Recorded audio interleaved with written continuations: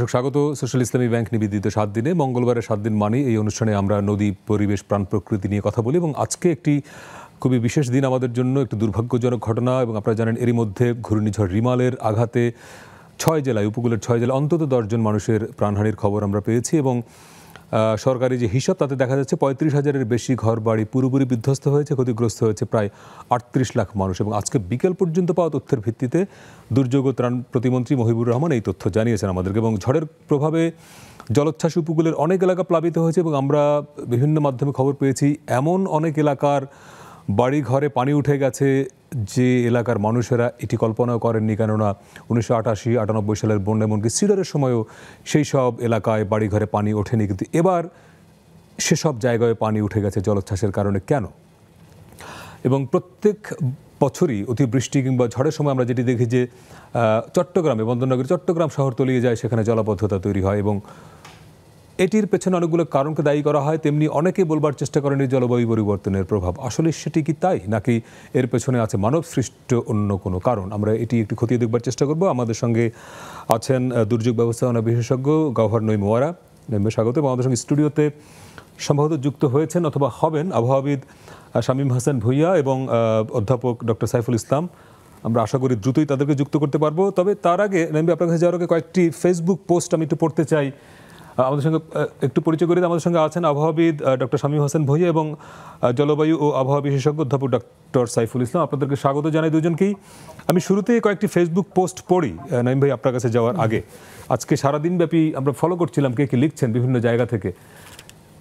সাংবাদিক আবু সালে আকন তিনি লিখেছেন, মহাদুর্যোগ, এমন দুর্যোগের কথা কোনোদিন শুনিনি, এত পানি কোনোদিন দেখিনি। আমার এলাকার মানুষ, গ্রামের বাড়িতে খাটের উপরে পানি উঠে গেছে।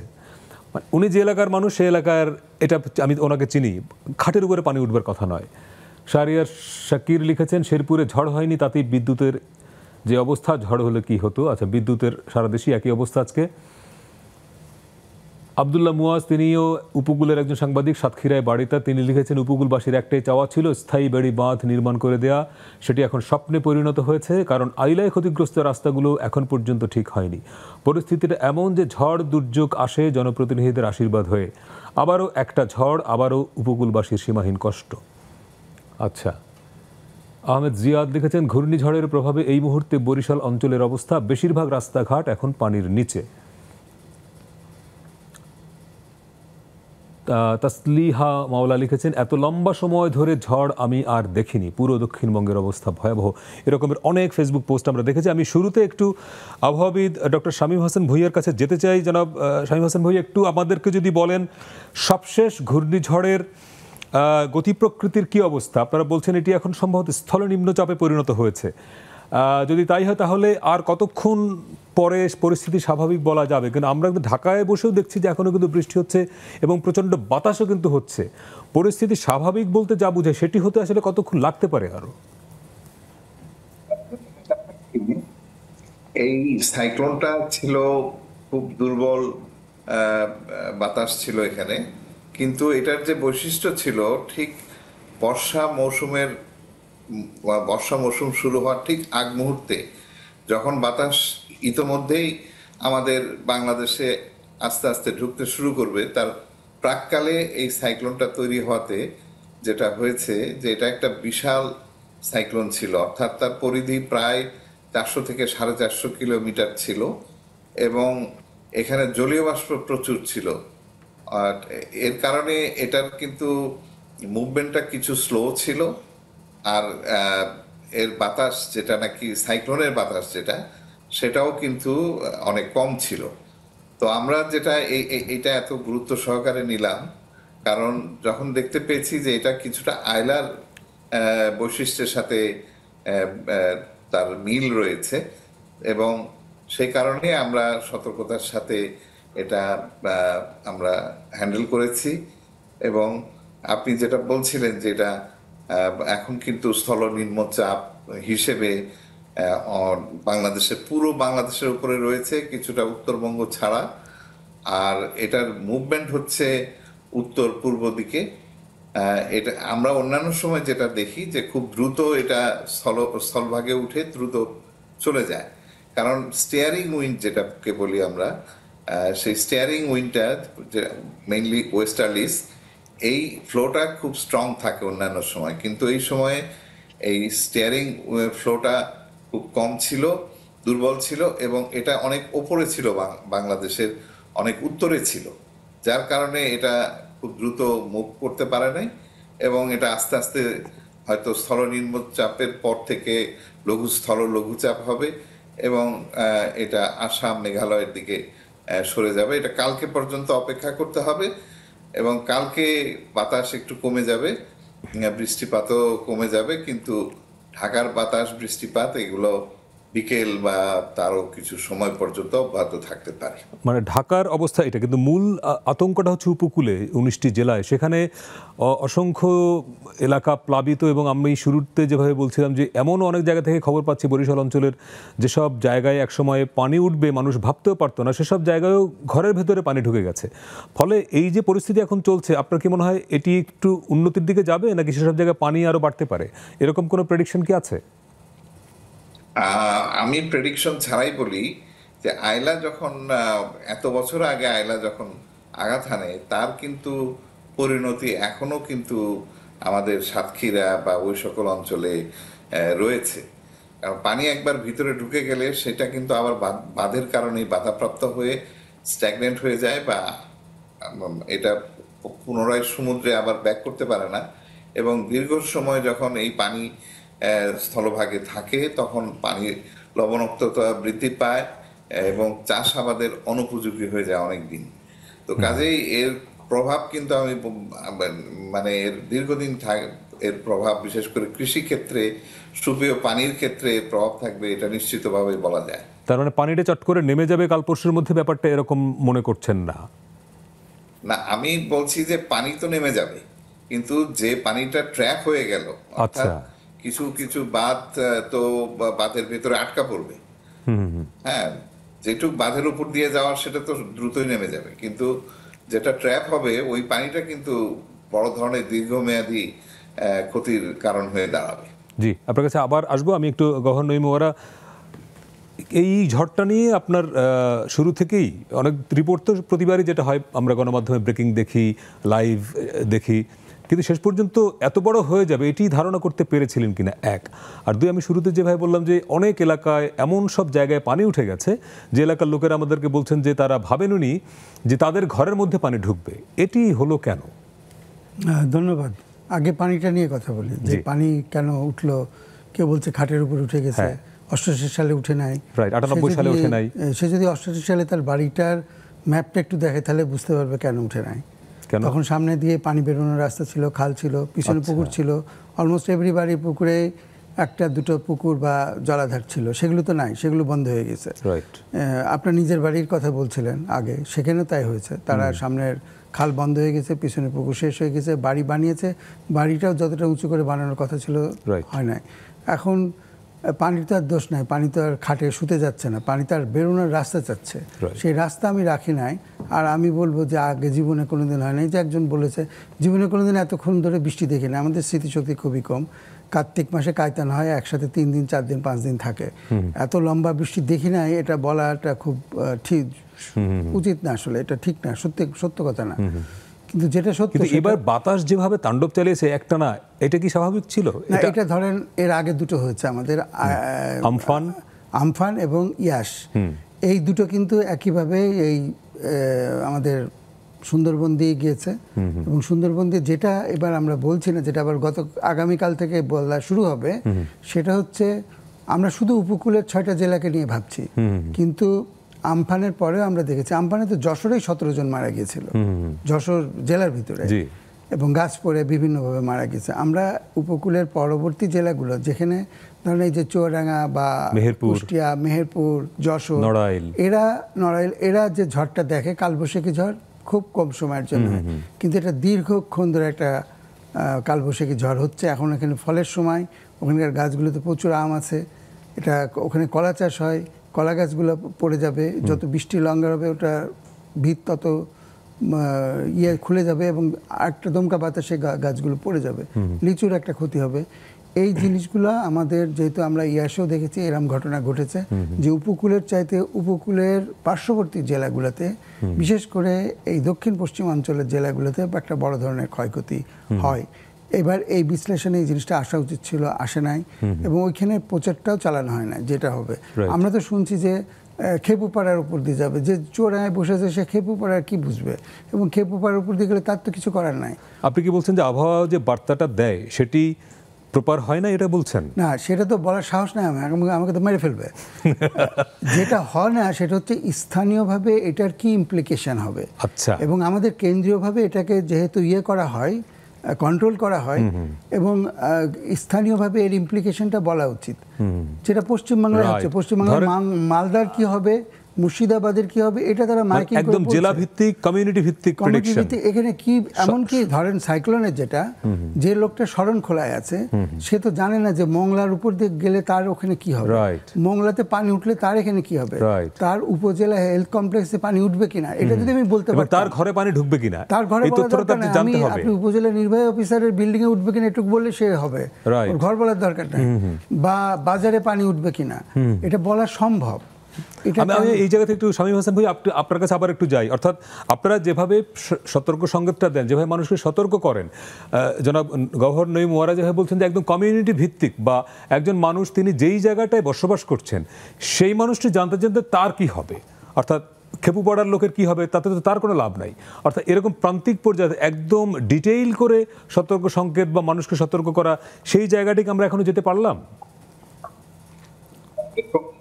আমরা কিন্তু যে জেলাগুলোর কথা বলেছি, যে প্রথম কোস্টাল যে জেলাগুলা, সেখানে তো তার প্রভাব পড়বেই বলেছি, এবং তার সাথে কিন্তু আমরা আরেকটা বিষয় করেছি, এটা আপনারা জানেন কিনা জানি না, আমরা কিন্তু অ্যান্টিসিপেটরি অ্যাকশন একটা প্রোটোকল ডেভেলপ করেছি। এটা সাইক্লোনের জন্য করা হয়েছে, এটা বন্যার জন্য করা হয়েছে। এই পদ্ধতিটা হচ্ছে যে আগাম পূর্বাভাসের সাথে সাথে আগাম যে ইম্প্যাক্ট হবে, সেই ইম্প্যাক্ট বেসড একটা সিস্টেম, যেখানে ঘটে যাওয়ার পরে নয়, তার আগেই প্রোঅ্যাক্টিভলি এখানে কমিউনিটি পর্যায়ে আমাদের যে এনজিওগুলো রয়েছে, রেড ক্রিসেন্ট রয়েছে, যারা এতদিন এই ভলান্টিয়ার ৭৮,০০০ ভলান্টিয়ার তারা তৈরি করেছে, এখন তারা নতুনভাবে অন্যভাবে চেষ্টা করছে যে এইটা শুধুমাত্র এই জানমাল ক্ষতি কমানোর জন্য না, এর সাথে আছে কৃষি, এর সাথে আছে স্বাস্থ্য, এর সাথে পশু সম্পদ এবং মৎস্য চাষিরা আছে, সেগুলো নিয়ে আমরা কাজ করছি যে কিভাবে আমরা বিভিন্ন সেক্টর স্পেসিফিক, অ্যাপ্লিকেশন স্পেসিফিক আমরা ইম্প্যাক্ট বেস ফোরকাস্ট ডেভেলপ করতে পারি। তো এগুলো নিয়ে কাজ চলছে ব্যাপকভাবে, এবং বাংলাদেশে হচ্ছে পায়োনিয়ার। আমরা দেখেছি যে 30টা দেশকে জাতিসংঘ পছন্দ করেছে, এবং তারা এই যে আর্লি ওয়ার্নিং ফর অল, আমরা বলি যে সবার জন্য যে আর্লি ওয়ার্নিং, এবং সেটা হতে হবে early warning as well as early action. অর্থাৎ আমি যদি আর্লি ওয়ার্নিং নিয়ে যদি অ্যাকশন না যাই, সেই অ্যাকশনগুলোই হবে অ্যান্টিসিপেটরি অ্যাকশন। এবং এই 30টা দেশের ভিতরে বাংলাদেশই প্রথম এই বিষয়গুলা আমরা বাস্তবায়িত করছি। এবং এই যে থ্রেশহোল্ড স্পেসিফিক, অর্থাৎ প্রত্যেক লোকাল এরিয়ার জন্য আলাদা আলাদা কিছু থ্রেশহোল্ড রয়েছে, ওই থ্রেশহোল্ড ক্রস করলেই সেখানে আমরা ধরে নিচ্ছি যে ইম্প্যাক্ট হবে। তো এই ইম্প্যাক্ট বেস ফোরকাস্টগুলো কিন্তু আমরা ডেভেলপ করছি। এই কাজগুলো কিন্তু এত সহজ নয়। এই যে বাংলাদেশের যে টপোগ্রাফি, বাংলাদেশের বিভিন্ন উঁচু নিচু, বাংলাদেশের বিভিন্ন কর্মজীবী রয়েছেন, তাদের জন্য আলাদা আলাদা অ্যাপ্লিকেশন স্পেসিফিক, সেক্টর স্পেসিফিক এই ইম্প্যাক্ট বেস ফোরকাস্ট ডেভেলপ করা, এটা আমরা আস্তে আস্তে করছি। ইনশাল্লাহ এটা আমরা বাস্তবায়িত করব। জি, আপনার কাছে আসবো। আমি একটু অধ্যাপক ডক্টর সাইফুল ইসলামের কাছে যেতে চাই। স্যার, এইবারের এই যে ঝড়টি নিয়ে আপনার ওভারঅল মন্তব্য কী, এবং যে ক্ষয়ক্ষতির কথা আমরা যে চিত্রটি পাচ্ছি এটি আজ বিকেল পর্যন্ত, কালকে নাগাদ হয়তো এই সংখ্যাটা কিছু চেঞ্জ হবে, সামগ্রিকভাবে এই ঘূর্ণিঝড়টাকে আপনি কীভাবে দেখছেন? এবং সবসময় খুব কমন যে অভিযোগটা আমরা করি জলবায়ু পরিবর্তন, আসলে কি তাই? ধন্যবাদ আপনাকে। এবং আমি দুইজন বিজ্ঞ আলোচকের কথা শুনছিলাম, তো কিছু জিনিস আমার মনে হয় একটু ক্লিয়ার করা দরকার। প্রথমত, বন্যা আর সাইক্লোনের সাথে তুলনাটা বোধহয় অপ্রাসঙ্গিক। এই জন্য যে বন্যার পানিটা আসে আমাদের নদ নদী থেকে, উত্তর দিক থেকে, আর সাইক্লোনের যে সার্স বা জলোচ্ছ্বাস সেটা আসে আমাদের দক্ষিণ দিক থেকে। তো এটার প্রপাগেশন আর বন্যার পানির বা দীর্ঘস্থায়িত্বতা একটু আলাদা। এই জন্য আমরা আসলে এই দুটাকে এক করি না। আর সাইক্লোনগুলির কথা যদি বলি ক্যারেক্টারিস্টিক্সের দিক থেকে, এই যে সাইক্লোন এবার যেটা হলো সাইক্লোন রিমাল, এটা কিন্তু অনেকটা সাইক্লোন আইলার ক্যারেক্টারিস্টিক্সের সাথে মিল আছে বা তার যে ট্র্যাক। কিন্তু অন্যদিকে আমরা যদি ইয়াসের কথা বলি, সেটা কিন্তু বাংলাদেশে ঢুকেও নেয়, বাংলাদেশ থেকে বেরোয় নেয়, অন্য দিক থেকে চলে গেছে পশ্চিমবঙ্গ থেকে। বা আমফান অনেকটা ঘুরে বাংলাদেশে প্রবেশ করেছে। তো এইখানে যেটা হয়, এই সাইক্লোনটা সরাসরি বাংলাদেশের ভিতর দিয়ে একদম বর্ডার থেকে সুন্দরবন, বাংলাদেশ এবং ইন্ডিয়া, এখানে হয়তো একটু ডিবেট আছে, কারণ স্যাটেলাইট ইমেজ দেখাচ্ছে আইটা যাচ্ছে আপনার ভারতের অংশে সুন্দরবন থেকে, আর আমাদের আইএমডি এবং বিএমডি, আমাদের বিএমডি এবং ইন্ডিয়ান মেট্রোলজিক্যাল অর্গানাইজেশন, তারা দেখাচ্ছে আসলে এটা বাংলাদেশের ভিতর থেকে সরাসরি ল্যান্ডের উপরে চলে গেছে। তো এখন যে জায়গাটায় আমরা আসলে একটু মানে দুর্বলতা এখনো আমি বলবো, যেটা ডক্টর শামীমা হাসান বলেছেন, যে আসলে ওনারা early action for all, early warning for all সবগুলি ওনারা করছেন এবং অত্যন্ত দক্ষতার সাথেই সাইক্লোন প্রতি বছরই ওনারা ফোরকাস্ট করেন। কিন্তু যেটা হচ্ছে যে এই ফোরকাস্টটা আমরা দেই আসলে নো পোর্ট এবং সি পোর্ট চিন্তা করে। কিন্তু আমাদের এখন সময় আসছে, যেটা ডক্টর গহন রেজভী বললেন, যে আসলে ল্যান্ডের উপরে কি হবে। যেমন এই সাইক্লোনে যদি আপনি আজকে ঢাকার বাতাসের গতিবেগ চিন্তা করেন, এটা প্রায় 53 কিলোমিটার পার আওয়ার, এবং চিটাগাঙে আজকে 300 মিলিমিটার বেশি বৃষ্টি হয়ে গিয়েছে। ঢাকাতেও হয়তো দিন শেষে আবহাওয়া অধিদপ্তর বলবে ওনারা হয়তো 200 মিলিমিটারের বেশি বৃষ্টি হবে। তো আমরা ল্যান্ড প্রসেসটা কিন্তু এই সিগন্যালিং বা আর্লি ওয়ার্নিং এর আওতায় নিয়ে আসা দরকার, যার ফলে কিন্তু আমরা কিন্তু অনেক প্রিপারেশন পাচ্ছি না, ক্ষতিগ্রস্ত আমরা দেখতে পাচ্ছি না। যেটা আমের কথা বলা হলো, যে উত্তরবঙ্গের মানুষ আসলে সে খেপুপাড়ার সেই সাইক্লোন সিগন্যাল দিয়ে কি করবে, কিন্তু তার বাড়িতেও যে এই সাইক্লোন যাবে এবং এটা সরাসরি উঠে যাবে, এই জিনিসটা কিন্তু সিগন্যালিং এ নিয়ে আসতে হবে। আর দ্বিতীয় একটা কথা এখানে আলোচনা হয়েছে, যেটা হচ্ছে জলোচ্ছ্বাসের কথা, অর্থাৎ কতটা স্ট্রম সার্জ বা টাইডাল ফ্লাড আসবে। এই জায়গাটাতেও আমরা প্রকৌশল বিশ্ববিদ্যালয়ে অনেক দিন ধরে কাজ করছি, ওনাদের সাথেও কাজ করেছি, জাইকা প্রজেক্টেও কাজ করেছি, এবং আমাদের ফ্রান্সের একটা ইনস্টিটিউটও কাজ করছেন বিএমডির সাথে। আমরা আসলে স্ট্রম সার্জের ফোরকাস্টটা ওইভাবে দেই না। এইটা একদম এটি খুবই একটি জরুরি বিষয় স্যার, যে জলোচ্ছ্বাস নিয়ে আরো একটু ডিটেল কথা বলবার প্রয়োজন। একটা ছোট্ট বিরতির সময় হলো, তো আমি ফিরে এসে আপনার কাছে আসবো, কারণ এই জলোচ্ছ্বাসটা এবার বেশি ভোগাচ্ছে মানুষকে। দর্শক, একটা ছোট্ট বিরতির সময় হলো। আজকে আমরা ঘূর্ণিঝড় রিমাল নিয়ে কথা বলছি, এর ক্ষয়ক্ষতি নিয়ে, এবং এরকম ঘূর্ণিঝড় হবেই, কিন্তু সেটি মোকাবেলা করবার মতো আমাদের যে টেকনিক, সেগুলো আমরা কতটা কার্যকর রাখতে পারছি, সেটি নিয়ে কথা বলবো। সঙ্গে থাকবেন।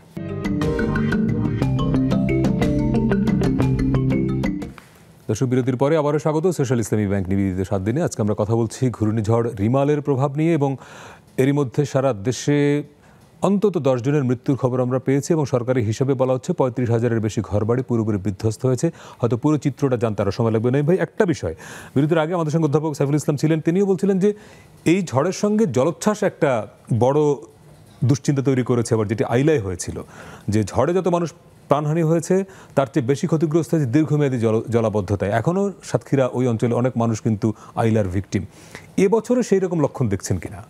না, জলাবদ্ধতা যেটা শামীম সাহেব বললেন, যে পানিটা আটকে যাবে, বেরোতে পারবে না, কারণ আমাদের যে আগে পানির যে সিস্টেম ছিল জল কপার দিয়ে বা সুইচ গেট, এগুলো সব প্রায় নষ্ট, এগুলো কাজ করে না। কারণ সুইচ গেটের যে ম্যান পাওয়ার ছিল, সেগুলো তাদের স্লুইস গেটের চাইতে বড় কথা হচ্ছে, স্লুইস গেটগুলো ছিল যে ছোট ছোট নদীতে, আপনি ছোট নদী তো নাই, ছোট নদী খাল, মানে পুরো পানি ব্যবস্থাপনাটা ধ্বংস হয়ে গেছে।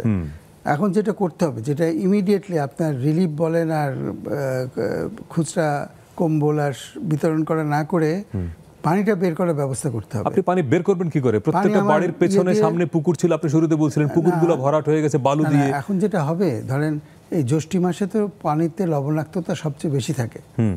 এই লবণাক্ততা তার পুকুরে যদি ঢুকে যায়, এবং তার ফসলের জমিতে যদি লম্বা সময় থাকে, আমন ধানের সিজন আসতেছে, আপনার মাঠ এবং পুকুর এগুলোকে আমার এই লবণ পানিটা বের করে দিতে হবে। এখন সেই ওয়েটা কি, আপনি কি করে বের করবেন? হচ্ছে আমার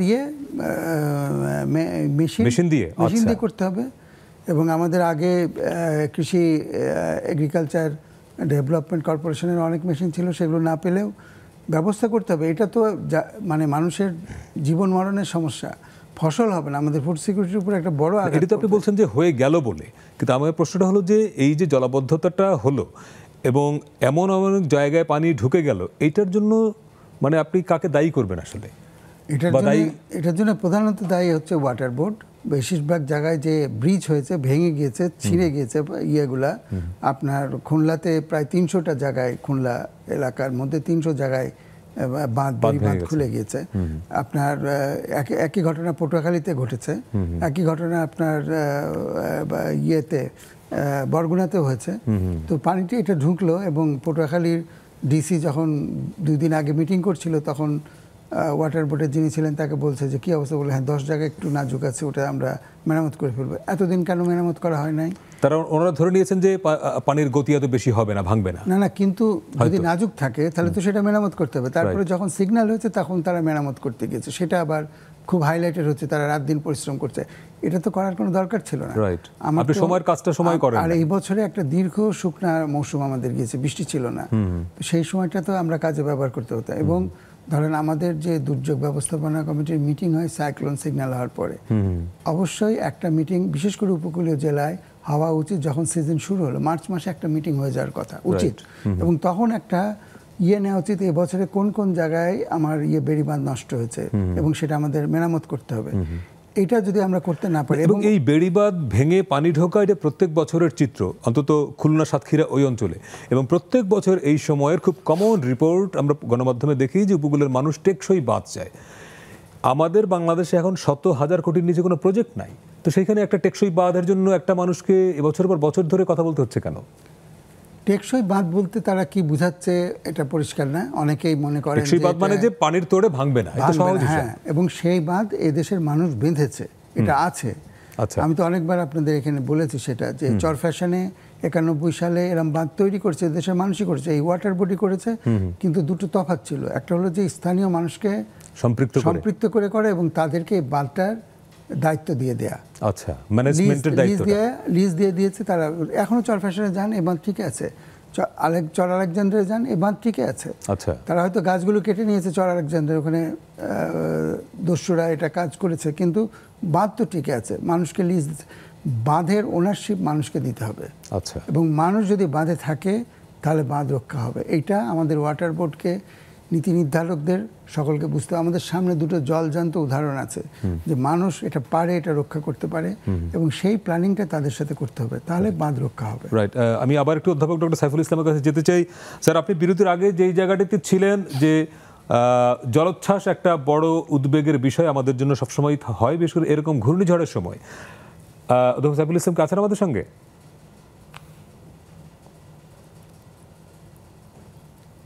আচ্ছা, তাকে আচ্ছা জি স্যার, আপনি বিরতির আগে যেই জায়গাটিতে ছিলেন জলোচ্ছ্বাস, এবং মানুষের মূল উদ্বেগের জায়গাটা হচ্ছে যে এই বাঁধটা ভেঙে গিয়ে পানিটা ঢুকে যায়, এবং যেসব এলাকায় উঁচু বেড়িবাঁধ নেই বা প্রয়োজন নেই সেসব জায়গায় কিন্তু এবার পানি ঢুকে গেছে অনেক জায়গায়। এবং তার একটি বড় কারণ ডক্টর নঈম ওয়ারা যেটি বলছেন, যে খাল, ছোট নদী, পুকুর, জলাধার, এগুলো আমরা বালু দিয়ে ভরাট করেছি। বালু সন্ত্রাস এখন এমন হয়েছে যে প্রত্যেকটা মানুষ যখন যে সুযোগ পায় সে তার বাড়ির সামনের পুকুরটা ভরাট করে ফেলে, খালটা ভরাট করে ফেলে, এবং তার পরিণতি আজকে এই জলাবদ্ধতা কিনা। আমি এখানে কয়েকটা জিনিস বলি, যে আমরা কয়েকটা সাইক্লোনে এরকম বেশি পানির তোড় দেখিনি। এর কারণ হচ্ছে আপনি যে কথাটা বলছিলেন যে সাইক্লোনের যে শক্তি সেটা আসলে একটু বৃদ্ধি পেয়েছে, এবং ডক্টর শামীম যেটা বলেছেন যে আসলে এবারের সাইক্লোনের রেডিয়াস, তার যে ময়েশ্চার অনেক বেশি ছিল, কারণ সাইক্লোন যে সময় ফর্ম করেছে, আইলাও তাই 25 থেকে 27 মে, তখন অনেক বেশি সে ময়েশ্চার পেয়েছে মনসুনের আগে। এবং অন্যদিকে যে সমুদ্র যে উষ্ণ হয়েছে, পৃথিবীর তাপমাত্রায় অলরেডি 1.3 ডিগ্রি বেড়ে গিয়েছে, এবং সমুদ্র 1 ডিগ্রি সেন্টিগ্রেডের মতো বেড়ে গিয়েছে। তার ফলে অনেক এনার্জি পেয়েছে, এবং সাইক্লোনের রেডিয়াস অনেক বড় হয়েছে, অনেক শক্তি নিয়ে এসেছে, অনেক বৃষ্টি নিয়ে এসেছে, অনেক আবার জলোচ্ছ্বাসও নিয়ে এসেছে। এবার কিন্তু ওনারাই ফোরকাস্ট করেছেন বিভিন্ন জায়গায় যে 8 থেকে 12 ফিট ফিট জলোচ্ছ্বাস, জি। উচ্চতা থাকবে, হ্যাঁ জলোচ্ছ্বাস থাকবে। তো এই জলোচ্ছ্বাসের এটা যেসব জায়গায় বাঁধ আছে এটা ওভারটপ করার কথা না। আসলে বাঁধ তো প্রায় 4.5 মিটারের মতো থাকে, কিন্তু বাঁধগুলি দুর্বল হয়ে গিয়েছেন, যেটা অধ্যাপক নাঈম গহর বলেছেন যে আসলে প্রায় 300 জায়গায় ভেঙে গিয়েছে। এই ভেঙে যাওয়াটা আমরা গত আমফানের সময় দেখেছি। আসলে যেভাবে বাঁধগুলি এখন যে অবস্থায় আছে এটাকে মেরামত করা দরকার, এবং উনি সঠিকভাবে বলেছেন যে কমিউনিটিকে ইনভলভ করে শক্তিশালী করা দরকার। পানি উন্নয়ন বোর্ড একটা প্রকল্প করেছে ওয়ার্ল্ড ব্যাংকের সহায়তায়, 10টি বাঁধকে সিআইপি কোস্টাল এম্বাঙ্কমেন্ট ইমপ্রুভমেন্ট প্রজেক্ট 10টা পোল্ডারকে তারা শক্তিশালী করেছে, কিন্তু আরো প্রায় 122টা পোল্ডার তারা চিহ্নিত করেছে, যেটা ফেজ 2-তে তার ইনসেপশন এবং অন্যান্য কাজ চলছে। তো এইটা আসলে করা দরকার, কারণ এবং জনগণকে সম্পৃক্ত করেই এবং এমনভাবে করা দরকার যাতে এটা রক্ষণাবেক্ষণের দায়িত্ব জনগণের থাকে, এটা একটা। আর অন্যদিকে আমরা দেখি কোস্টাল অ্যাফরেস্টেশন, ম্যানগ্রোভ, এই ধরনের গাছ লাগানো দরকার যাতে কিছুটা শক্তি কমে আসে সাইক্লোন ফোর্সের, স্টর্ম সার্জ ফোর্সের, সেই জায়গাটাও বোধহয় একটা নজর দেওয়ার ব্যাপার আছে। আর আমরা দেখছিলাম যে প্রতি বছরই এই যে যখন পানি বাঁধ ভেঙে যায় তারপরে যে লবণাক্ততা ঢোকে, এটা কিন্তু অনেক সময় লাগে, কারণ এখন পানি অনেক স্যালাইন, যেটা অধ্যাপক বলেছেন নঈম গহর, যে এখন এই পানি ঢুকলে তখন আবার ওটা টেম্পোরারি বন্ধ করা হয়, যার ফলে পানিটা ট্রাপ হয়ে যায়। এবং অনেক জায়গায় যেটা উনি একটা উল্লেখ করেছেন যে খালাসিগুলি কিন্তু আমাদের একটা ভুল পদক্ষেপে এই স্লুইস গেটগুলি কিন্তু খালাসি থেকে এটাকে তাদের চাকরি থেকে দেওয়া হয়েছে। এখন অনেক জায়গায় আমরা দেখছি যে কমিউনিটি নিয়ন্ত্রণ করে। আর আমাদের ফিল্ড ভিজিটে আমরা অনেক জায়গায় দেখেছি বাঁধগুলি যেহেতু পানি অনেক লোনা, এবং স্লুইস গেটগুলি পানি যেহেতু নোনা 3-4 বছর পরই অকেজো হয়ে যায়, হ্যাঁ। এবং এইটার ইনোভেটিভ সলিউশন দরকার, স্লুইস গেটের ম্যাটেরিয়াল দিয়ে করব, কিভাবে যুগ বোধহয় বাংলাদেশে শেষ, এবং তার উইডথ কত হবে, হ্যাঁ। এইটা স্লুইস গেটটা স্ট্রাকচার আপনাকে রাখতেই হবে, এই কারণে যে এটা কিন্তু আপনাকে ওইটার মেকানিজম বুঝতে হবে যে জোয়ারের পানি যেমন ঢুকে আবার কিন্তু ভাটার পানি বের হয়ে যায়। তো এই জন্য আমাদের অনেক সময় বৃষ্টি হলে এবং জলোচ্ছ্বাসে আমরা এটা বন্ধ করে রাখি, কিন্তু স্লুইস গেট রাখতে হয়। এটা টাইডাল একটা এরিয়া, কিন্তু স্লুইস গেটটা নন অপারেশনাল হয়ে যাচ্ছে, মানে অধিকাংশ ক্ষেত্রে তাই হয়, স্লুইস গেটগুলো অকেজো হয়ে থাকে বছরের পর বছর। আর আরেকটা বিরতির সময় হলো, স্যার আসবো আপনার কাছে, শামীম হাসান ভাই আপনার কাছেও আসবো, একটা ছোট্ট বিরতির সময় হলো। দর্শক সঙ্গে থাকবেন, আরো অনেক কথা হবে ঘূর্ণিঝড় রিমাল এবং বাংলাদেশের এই দুর্যোগ নিয়ে। যেহেতু আমরা সবসময় বলি যে বাংলাদেশ দুর্যোগ মোকাবেলায় রোল মডেল, কিন্তু সেই রোল মডেল হবার পরেও আমরা কোথায় কোথায় এখন পর্যন্ত পিছিয়ে আছি সেটি নিয়ে কথা বলবো, সঙ্গে থাকবেন।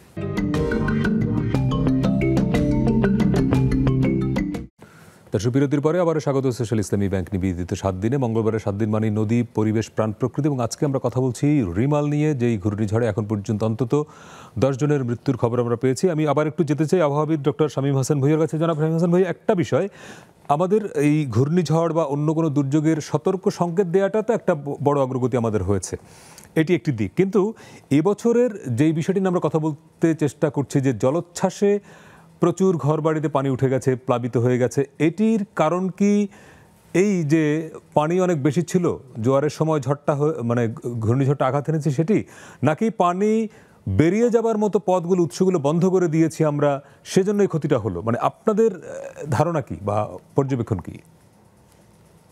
দেখুন, আমি মানে পানি বিশেষজ্ঞ নই, তবে জলোচ্ছ্বাস যে বেশি হবে এটা আমরা বুঝতে পেরেছিলাম। আপনি খেয়াল করবেন যে এই যে বাতাসের গতিবেগ কিন্তু কম ছিল, 100, হ্যাঁ 111। আমার সুপার সাইক্লোন যখন হয় তখন সেটা 200-র উপরে ওঠে, 220-এর সর্বোচ্চ ছিল 111, এর চেয়ে কম ছিল। আচ্ছা আচ্ছা, হ্যাঁ। তো এই যে বাতাস কম থাকা সত্ত্বেও এই এত পানি ওঠা, এটার কারণ হচ্ছে যে এটার বডিটা ছিল অনেক বড়, এবং এটা যখন বায়ুতাড়িত চাপ যখন কিছুটা থাকে, তখন এই বিশাল এলাকাকে যখন সে পুশ করে, তখন এই জলোচ্ছ্বাসটা বেশি হয়, যেটা আমরা আইলাতেও দেখেছি। আর একটা বিষয় ছিল যে মনসুন ফ্লো তো ছিলই, এবং এই সকল কারণে আবার স্টিয়ারিং উইন্ড, যেটা আমি বলেছিলাম যে স্টিয়ারিং উইন্ডটা আপনার শক্তিশালী ছিল না, যার জন্য এটা যে আমাকে উত্তর পূর্ব দিকে খুব দ্রুত টেনে নিয়ে যাবে সেটাও হয় নাই। আর এটা ছিল স্ট্যাগনেন্ট অনেকটা, যেটা স্টেয়ার করে যেটাকে টেনে নিয়ে যাবে সেটাও হয় নাই, যার জন্য জলোচ্ছ্বাস বেশি ছিল। এবং বৃষ্টিপাত কেন বেশি ছিল সেটা তো আমরা আগেই বলেছি। তো আমার কথা হচ্ছে যে এই যে আগে যে সিগন্যাল ব্যবস্থাটা, এটা আরেকটু পরিবর্তন করা প্রয়োজন। কারণ একটা সাইক্লোনের তিন ধরনের ইম্প্যাক্ট বা তিন ধরনের ডাইমেনশন আছে। একটা হচ্ছে ঘূর্ণিঝড়ের যে গতিবেগ, আরেকটা হচ্ছে বৃষ্টিপাত, আরেকটা হচ্ছে জলোচ্ছ্বাস। এই আমরা কিন্তু এই 10 নম্বর 9 নম্বর বা হ্যাঁ, 5, 10 নম্বর 9 নম্বরের অর্থ তো অনেকের কাছে পরিষ্কার না। হ্যাঁ, পরিষ্কার তো করতে হবে। এটা নিয়ে আমরা শুধুমাত্র বলি যে 10 হলে অনেক বেশি, এরকম ঠিক নয়। এটার একটা নির্দিষ্ট মাত্রার মানে বাতাস প্রত্যেকটা সংকেতের একটা একটা ক্রস অর্থ করে। আছে। শামীম হাসান ভাই, একটা বিষয় আপনি বলছিলেন যে এখন ঘূর্ণিঝড়টা উত্তর পূর্ব দিকে যাচ্ছে। যদি উত্তর পূর্ব দিকে যায় তার মানে সিলেট, মেঘালয় ওইদিকে তো যাবে, তাহলে ওখানেও তো যদি আরো বেশি বৃষ্টি হয়, সেই বৃষ্টির পানিটা তো বাংলাদেশের সিলেট দিয়েই ঢুকবে। তার মানে কি সিলেটের জন্য একটা নতুন করে একটা বিপত্তির কারণ হবে কিনা, এবং সেই সিগন্যালিংটা আছে কিনা বা সেই প্রস্তুতিটা আছে কিনা? এটা কিন্তু যারা হাইড্রোলজিস্ট তাদের বিষয়, কারণ ওনাদের কাছে এই সকল তথ্য, এই সকল সিগন্যাল ওনারাই দিয়ে থাকেন। তবে এটা উত্তর পূর্ব অর্থাৎ সিলেটের দিক দিয়ে বের হয়ে যাবে, এবং ওখানে যদি স্থল লঘুচাপ, নিম্নচাপ নয়, লঘুচাপও যদি থাকে, এবং তার সাথে যদি এই মনসুন ফ্লো যেটাকে বলি সাউথ ওয়েস্ট মনসুন, এটা সেট হয়ে যায় তাড়াতাড়ি, তাহলে কিন্তু ওই অঞ্চলে একটু লম্বা সময় এরকম বৃষ্টি হওয়ার সম্ভাবনা রয়েছে, এইটুকু আমরা বলতে পারি। আচ্ছা, তো সেই বৃষ্টি হলে তার প্রভাব তো আসলে সিলেটের উপরেই পড়বে, কেননা আমরা গত বছরও দেখেছি যে চেরাপুঞ্জিতে, মেঘালয়ের দিকে যখন অতিমাত্রায় বৃষ্টি হয় তার ফলে সিলেট অঞ্চলে বন্যা হয়ে যায়। তাহলে ভারতের ওই অঞ্চলের আবহাওয়া অফিসগুলোর সঙ্গে বাংলাদেশের একটা যোগাযোগ থাকবার কথা, মানে সেই আদান প্রদানটা হয় কিনা আসলে? আপনি যেটা বলেছেন, ডাব্লিউএমও বা বিশ্ব আবহাওয়া সংস্থার কিন্তু একটা কমন প্রটোকল আছে যে পৃথিবীর সব দেশের ডেটা কিন্তু মেট্রোলজিক্যাল সার্ভিস তারা এক্সচেঞ্জ করে এভরি 3 আওয়ার্স। এটা অনেক বড় একটা সিস্টেম, এবং বাংলাদেশও নিয়মিতভাবে আমরা আমাদের ডেটা পাঠাই, আবহাওয়ার ডেটা পাঠাই, এবং তারা আমাদের সাথে ডেটা শেয়ার করে। কিন্তু হাইড্রোলজিক্যাল ডেটার ক্ষেত্রে এই ধরনের এই যে রেগুলার ডেটা এক্সচেঞ্জ এবং এই ব্যবস্থাটা গড়ে ওঠে নাই। আচ্ছা, যার জন্য এটা একটা বড় সমস্যা বাংলাদেশের জন্য। এটা তো একটা বড়, কারণ আমাদের আপস্ট্রিমের বা উজানের ডাটা যদি আমি না পাই, সেক্ষেত্রে কিন্তু সাফিসিয়েন্ট লিড টাইম নিয়ে Right. এই পূর্বাভাসটা তৈরি করা একটু কঠিন খুব হয়ে কঠিন। ভাই, এই জায়গাটা একটু বড়, তাহলে একটা শূন্যতা তো আছে। আপনার মেটিওরোলজি, হাইড্রোলজি মিলাতে হবে তো, কারণ আপনি শুধু বৃষ্টির পূর্বাভাস দিবেন, কিন্তু বৃষ্টির পরে ওই পানিটা যদি সিলেটের ওই অঞ্চল থেকে ঠিকমতো নামতে না পারে বা সেই প্রস্তুতিটা না থাকে, তাহলে এককভাবে একটা সিগন্যাল দিয়ে তো লাভ নাই। না, এখানে যে জিনিসটা না, ধরেন, এটা আপনি জি, বলেন। জি সরি, পৃথিবীর বিভিন্ন দেশে কিন্তু মানে এনএমএইচএস বলে, মানে ডাব্লিউএমও বিশ্ব আবহাওয়া সংস্থা কিন্তু শুধুমাত্র আবহাওয়া দেখে না, তারা কিন্তু পানি বিজ্ঞান সংস্থা, মানে বিশ্ব পানির বিজ্ঞান সংস্থা হিসেবে তারা কাজ করে। তো এনএমএইচএস হচ্ছে national meteorological and hydrological service. তো কোন দেশে আবার এই হাইড্রোলজিক্যাল ডিপার্টমেন্টটা আলাদা। এই ব্যাপারে মনে হয় সাইফুল ভাই খুব ভালো বলতে পারবেন, কারণ উনি দীর্ঘদিন এই পানি সম্পদ নিয়ে কাজ করেন। রাইট। তো আমি একটু অধ্যাপক সাইফুল ইসলাম, আপনি এই জায়গাটা একটু যদি যোগ করেন, এবং আমাদের এখানে একটা গ্যাপ রয়ে গেল কিনা এখন পর্যন্ত? জি, আমাদের যেটা শামীম ভাই বলেছেন আর কি, যে আসলে একটা সাইক্লোনের বেশ কয়েকটা অ্যাসপেক্ট আছে। যেমন আমরা একটা তো দেখছি যে সমুদ্র থেকে আসে বাতাস, এবং সেই অনুসারে আমাদের পোর্ট এবং সির জন্য সিগন্যালগুলি দেওয়া হয়। যেখানে অনেকদিন থেকে বলা হচ্ছে যে এই সাইক্লোনটা যখন ল্যান্ডে আসে তখন কি হবে, অর্থাৎ আমাদের ল্যান্ডের যে ইন্টারঅ্যাকশনস, যেমন জলোচ্ছ্বাস, আপনার ইনান্ডেশন এবং প্রচুর বৃষ্টি এবং বাতাসও, ল্যান্ডে অনেক সময় বাতাসে, যেটা অধ্যাপক নয়ন কর বলছিলেন যে আসলে ওই যে আপনার আমের ক্ষতি হচ্ছে বা ফসলের ক্ষতি হচ্ছে। এবং আপনার এর সাথে সাথে এবার যেটা বিএমডি অত্যন্ত আগে থেকেই সতর্ক করেছে যে ভূমিধস এবং এই ভূমিধসের সম্ভাবনা, যেহেতু চিত্রাঙ্গে আমরা দেখেছি যে 300 মিলিমিটারের পর বৃষ্টি হয়েছে, আরো বৃষ্টি হতে পারে আজকে, এবং নগরগুলি এখন দেখছি জলাবদ্ধতার শিকার হচ্ছে। মাত্র 40-50 মিলিমিটার বৃষ্টি হলেও ঢাকাও অনেক জায়গায় জলাবদ্ধতা, কারণ তার তো পানি বেরিয়ে যাওয়ার রাস্তাগুলো আমরা বন্ধ করে দিয়েছি। সাইফুল ইসলাম, আপনার ওখানে ইলেকট্রিসিটি চলে গেছে বোধহয়, আপনি পাচ্ছেন, একটু আপনার কাছে আসছি। নাইম ভাই, আমরা বিরতিতে যাওয়ার আগে আপনার কাছে এই বিষয়ে একটু যদি জানি, যে তার মানে আবহাওয়ার যে পূর্বাভাসের সঙ্গে আমাদের আরও অনেকগুলো যে প্রতিষ্ঠান বা বিষয় যুক্ত থাকে, সেখানে একটা সমন্বয়ের প্রয়োজন আছে এখন পর্যন্ত।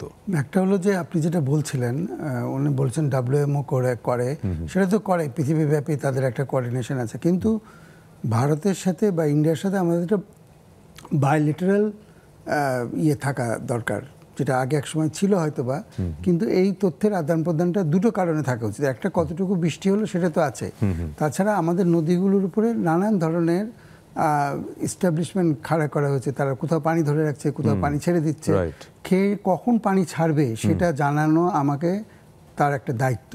এবং সে যে স্ট্রাকচার করছে, এটাও তো একটা বিরাট ডিবেটের বিষয়, যে আপনি একটা আন্তর্জাতিক নদীতে আপনার সুবিধা মতো স্ট্রাকচার করতে পারেন, সেটা অনেক বড় ডিবেট। এইটুকু তো একটা বলতে পারি যে ঠিক আছে, তোমার ওখানে যখন পানির চাপ বাড়বে তুমি তো ছেড়ে দিবে পানি, এটা কখন ছাড়ছো, কতক্ষণ আগে ছাড়ছো, সেটা আমাকে বলতে হবে। কারণ ওইটা ছাড়লে পরে আমার নদীতে এসে কি ইমপ্যাক্ট হবে। আবার আমরা যে কাণ্ড ঘটিয়েছি, সিলেটের পানি তো এখন চট করে আর নামতে পারবে না, কারণ আমি যে রাস্তা বানিয়েছি হাওরের উপর দিয়ে, পানি তো আটকে যাবে, এবং পানি যদি আটকে যায় তাহলে আমাকে আরো বেশি জানতে হবে যে কতটুকু পানি আসতে পারে, তখন আমি মানুষকে জানাতে পারবো। সিলেট অঞ্চলে পানি নামতে না পারার আরেকটা বড় কারণ হচ্ছে যে ওখানে পলি জমে জমে এত উঁচু হয়ে, মানে একটা নদীর যে ধারণ ক্ষমতা ছিল, ওর ধারণ ক্ষমতা কমে গেছে, অনেক ধারণ ক্ষমতা কমে গেছে, প্লাস আমাদের এই হাওরের রাস্তা এটা আরো কমিয়ে দিচ্ছে, আরো বেশি পলি পড়ছে।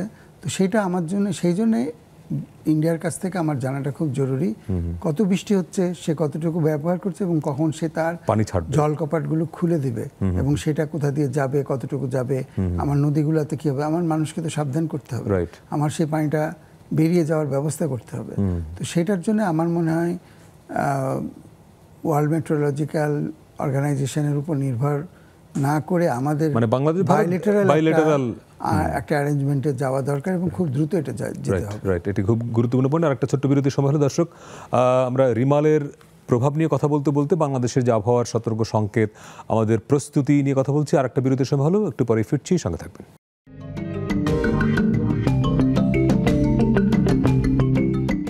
দর্শক, বিরতির পরে আবারও স্বাগত সোশ্যাল ইসলামী ব্যাংক নিবেদিত 7 দিনে। আজকে আমরা ঘূর্ণিঝড় রিমালের প্রভাব নিয়ে কথা বলছি। নাইম ভাই, একটা বিষয়, আমরা প্রায় শেষ পর্যায়ে, যেহেতু ঘূর্ণিঝড় বাংলাদেশে হবে, জলোচ্ছ্বাস হবে, বন্যা হবে, সবই হবে, কিন্তু এর মধ্যে বাংলাদেশের মানুষকে টিকে থাকতে হবে। এখন যেই আলোচনাটা শুরু করেছিলাম, যে যেসব জায়গায় পানি উঠতো না সেসব জায়গায় পানি উঠছে এবং নামতে পারছে না, তার মানে কি আপনার বাড়ির সামনে যে খালটা ছিল, যে পুকুর ছিল, যে জলাধার ছিল, সব বালু দিয়ে ভরাট করে হয় রাস্তা, না হয় বিল্ডিং, না হয় কলকারখানা, তাই তো হয়েছে।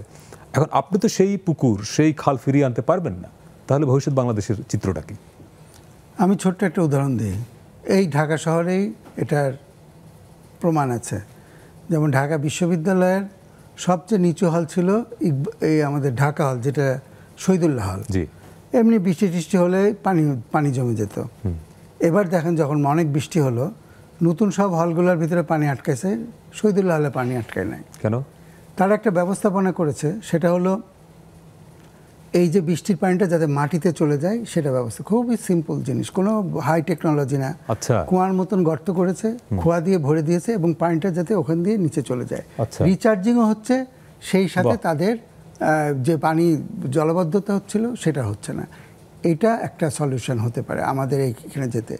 আরেকটা এখন পৃথিবীর অনেক দেশই করছে, যে ডেনমার্কে তারা শুরু করেছে যে স্পঞ্জ সিটি, নিচে পানিটা চলে যাবে, পানিটা খেলার মাঠের ভিতরেও, বড় মাঠ আছে, মাঠের ভিতরে একই মেকানিজমে, যেটা শহীদুল্লাহ হলে জিওলজিস্টরা করেছেন, ঠিক একই মেকানিজমে বড় বড় খেলার মাঠেও পানি আর জমছে না, পানিটা নিচে চলে যাচ্ছে। মানে উপরে মাঠ, নিচে হচ্ছে পুকুরের মতো জলাধার, নিচে পুকুরের মতো, সেটা খোয়া দিয়ে আটকানো আছে, পানিটা নিচে নেমে যেতে পারে। খুব সিম্পল সলিউশন, এগুলো আগেও ছিল, মানুষ আবার নতুন করে ঘুরে যাচ্ছে। এটা আপনি যে বাড়ির কথা বলছেন সেখানেও হতে পারে। আপনাদের প্রত্যেক বাড়িতে কুয়া ছিল, এই কুয়াগুলো কিন্তু আমাদের অ্যাকুইফার কিন্তু recharge মানুষের নিয়ে কাজ করতে হবে। একটা ছোট দেশে এত বেশি মানুষ এবং এত বেশি গায়ে গায়ে লাগানো ঘরবাড়ি, আপনি যেই টেকনোলজির কথা বলছেন তার জন্য জায়গা লাগবে না অনেক? না, এটা তো আপনি তো উপরটা ব্যবহার করতে পারছেন, এটা তো খুব বেশি আচ্ছা, আচ্ছা। লাগবে না। আপনার সামনে যে খালটা বড় ভরে রাস্তা হলো। বানিয়েছে, এর নিচে এটা হতে পারতো। পারতো, কিন্তু এখন করবেন কি করে আপনি? এখন ধরেন ভবিষ্যতে যারা করবে তাদের এইটার কথা ভাবতে হবে। আচ্ছা। আমি তো বলছি যে সবসময় ঢাকা শহরকে যে আমরা বলি ড্রেনেজ সিস্টেম, বড় বড় ড্রেন বানিয়ে দেবো, ড্রেনেজ সিস্টেম না করেও অ্যাকুইফারে পানি পাঠানোর ব্যবস্থা করেও সমস্যার কিছুটা সমাধান করা যেতে পারে, এবং সেটা আমাদের সেই পথে হাঁটতে হবে। রাইট। আমি তো অধ্যাপক সাইফুল ইসলামের কাছে যাই। স্যার আমাদের সঙ্গে আছেন সাইফুল ইসলাম, নাকি ওনার স্যার আপনার মধ্যে ইলেকট্রিসিটি চলে গিয়েছিল বোধহয়? স্যার আমরা প্রায় শেষ পর্যায়ে, তো আমরা একটা সলিউশনে যেতে চাই যে এখন যে ধরনের নগর, যে ধরনের দেশ আমরা গড়ে তুললাম বছরের পর বছর ধরে, আমাদের খাল, জলাশয়, বিল, পুকুর, জলাধার ভরাট করে, কিন্তু আমাদের বন্যা তো হবে, জলোচ্ছ্বাস হবে, ঘূর্ণিঝড় হবে। সেই জায়গায় তাহলে বাংলাদেশের মানুষ 20 বছর 10 বছর পরে টিকে থাকবে কি করে? নাকি জলাবদ্ধ হয়ে মানে দুর্ভোগে পোহাবে? হ্যাঁ, এটা তো বিরাট একটা চ্যালেঞ্জ আমাদের সামনে চলে এসেছে, যেহেতু গ্লোবাল ওয়ার্মিং এর ফলে আমরা দেখি যে আগামীতে যে ঝড় বৃষ্টি আসবে সেগুলি কিন্তু অনেক শক্তিশালী এবং অনেক ফ্রিকোয়েন্ট হচ্ছে।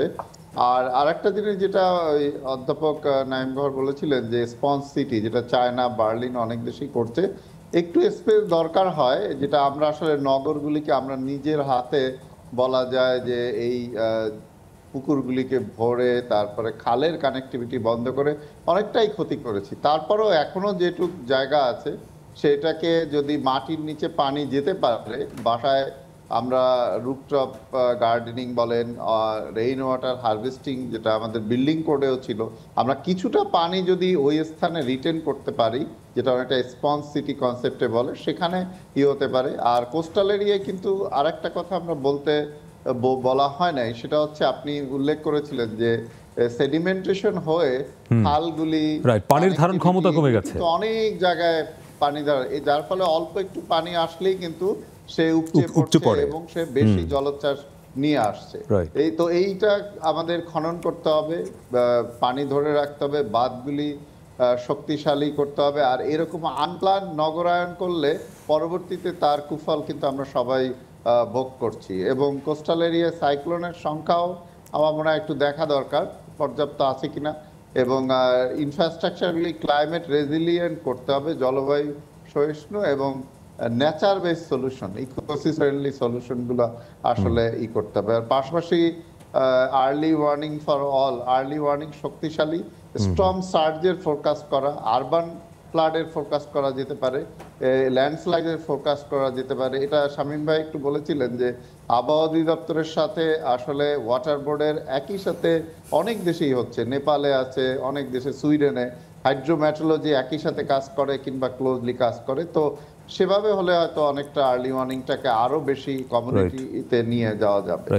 আরেকটা কাজ বোধহয় উপকূলের, বিশেষ করে যেখানে এই সংখ্যাটা বেশি, ঘর বাড়িগুলো এখন মানুষ যতটুকু উঁচু করে করে, এটা আরেকটু 1-2 ফিট উঁচু করে করা, এটাও বোধহয় এখন সময়ের দাবি।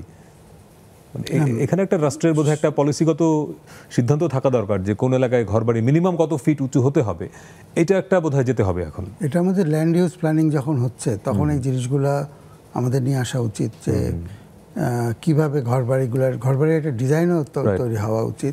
বিশেষ করে আমি চাইলেই আমার জায়গায় ইচ্ছামতো ঘর বানায় ফেলবো, এটা তো হওয়া উচিত। বিশেষ করে উপকূল অঞ্চলে যেখানে আমাদের বৃষ্টির পানি ধরে রাখাটা খুব জরুরি, সেখানে আমাদের হাউজিং এর একটা ডিজাইন মানুষের সাথে বসে এটা করতে হবে।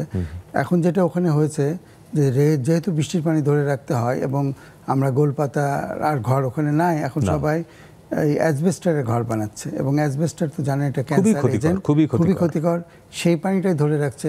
এগুলো আমাদের বন্ধ করা হচ্ছে। ওখানে ক্ষতিকর কি কি প্র্যাকটিস চলে আসছে, আর্থিক কারণেও হতে পারে বা ব্যবসায়িক কারণে হতে পারে, সহজলভ্য ক্ষতিকর প্র্যাকটিসগুলো সহজলভ্য কিন্তু ক্ষতিকর, সেগুলো আমাদের একটু বলা উচিত এবং কিছু রেস্ট্রিকশন করা উচিত। রাইট। আমরা একদম শেষ পর্যায়ে 1 মিনিটে জনাব শামীম হাসান ভাই আপনার কাছে যেতে চাই। ঘূর্ণিঝড় রিমাল নিশ্চয়ই প্রভাব কেটে যাবে, বাংলাদেশের মানুষ নিরাপদ হয়ে যাবে। সবশেষ মানে এই বিষয়ে আপনি আর কিছু যুক্ত করতে চান কিনা? আপনার আনমিউট করতে হবে, একটু আনমিউট করে নেবেন, আনমিউট করে নেবেন।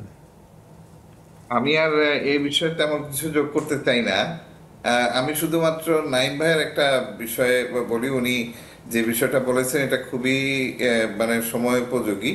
বিশেষ করে আমাদের যে শহরগুলো, এখানে যেভাবে আমরা পানি উত্তোলন করি, এই যে 2 কোটি মানুষের ঢাকা শহরে পানির সাপ্লাই দেওয়া এবং অ্যাকুইফারের যে ক্ষতিটা হচ্ছে, এটা কিন্তু একবার যদি অ্যাকুইফার থেকে পানি তোলা হয় তাহলে যে স্পেসটা থাকে, মাটির নিচে যে স্পেসটা থাকে, সেই স্পেসটা কিন্তু কম্প্যাক্ট হয়ে যায় এবং সেখানে যে পরবর্তীতে বৃষ্টি হলে এমনিতেই তো আমরা সবকিছু কংক্রিট করে রাস্তাঘাট করে পানি ঢোকার কোনো ব্যবস্থা নাই। এটা তারপরেও যতটুকু থাকলে সেটা আর সেই পরিমাণ পানি ঢুকবে না, যেহেতু মাটিটা কম্প্যাক্ট হয়ে যাচ্ছে এবং এটা কিন্তু ঢাকা শহর আস্তে আস্তে ডেবে যাচ্ছে। জি, এটা একটি বড় কনসার্ন। এইসব জায়গায় আমাদের আরো অনেক কাজ করতে হবে। যে আপনাদের তিনজনকে অনেক ধন্যবাদ আমাদের আজকে সময় দেওয়ার জন্য। দর্শক, আমরা যেটি প্রত্যাশা করি যে বাংলাদেশ নদীমাতৃক দেশ, এখানে জলাবদ্ধতা তৈরি হবার কোনো কারণ আসলে ছিল না, কিন্তু তারপরে হচ্ছে কারণ নদীর ভেতরে পানি যাবার যে পথগুলো ছিল, যেই নালা, যেই ড্রেন কিংবা যেই খাল, ন্যাচারাল খাল, আমরা সেগুলো ভরাট করে ফেলেছি রাস্তা নির্মাণ করতে গিয়ে, ঘরবাড়ি নির্মাণ করতে গিয়ে। এই জায়গা থেকে ফিরিয়ে আনা খুব কঠিন, কিন্তু রাষ্ট্রের একটি কঠোর উদ্যোগ থাকলে নিশ্চয়ই আমরা আমাদের সেই জলের প্রবাহগুলোকে স্বাভাবিক অবস্থায় ফিরিয়ে আনতে পারবো। তখন জলাবদ্ধতা নিয়ে আমাদের আসলে আর চিন্তা করতে হবে না। ভালো থাকবেন।